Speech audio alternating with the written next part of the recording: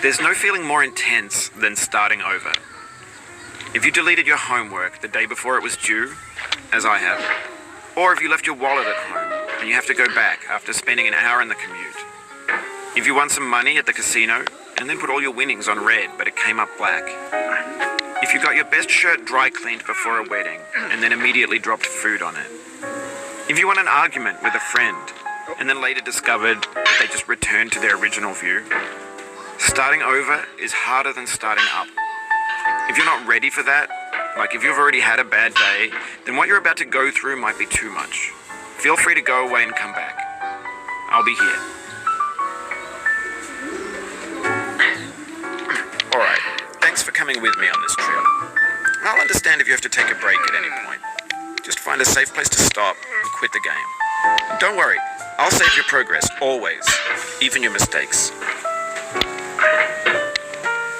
This game is a homage to a free game that came out in 2002, titled Sexy Hiking.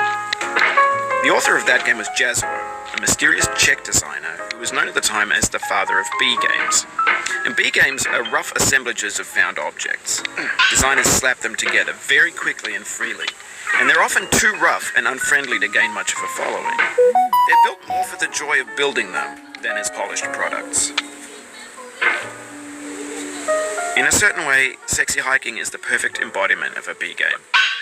It's built almost entirely out of found and recycled parts, and it's one of the most unusual and unfriendly games of its time. In it, your task is simply to drag yourself up a mountain with a hammer. And that act of climbing, in the digital world or in real life, has certain essential properties that give the game its flavor. No amount of forward progress is guaranteed. Some cliffs are too sheer or too slippery. And the player is constantly, unremittingly in danger of falling and losing everything. Anyway, when you start Sexy Hiking, you're standing next to this dead tree that blocks the way to the entire rest of the game. It might take you an hour to get over that tree, and a lot of people never got past it. You prod and you poke at it, exploring the limits of your reach and your strength, trying to find a way up and over. And there's a sense of truth in that lack of compromise. Most obstacles in video game worlds are fake. You can be completely confident in your ability to get through them once you have the correct method or the correct equipment or just by spending enough time. In that sense, every pixelated obstacle in Sexy Hiking is real. The obstacles in Sexy Hiking are unyielding, and that makes the game uniquely frustrating. But I'm not sure Jazzuo intended to make a frustrating game.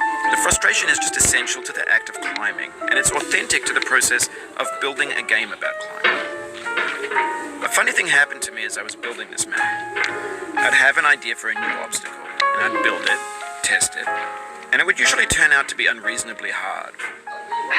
But I couldn't bring myself to make it easier. It already felt like my inability to get past the new obstacle was my fault, as a player rather than as a builder.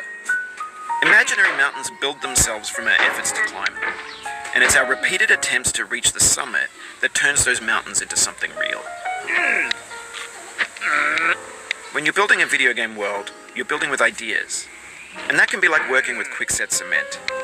You mold your ideas into a certain shape that can be played with, and in the process of playing with them,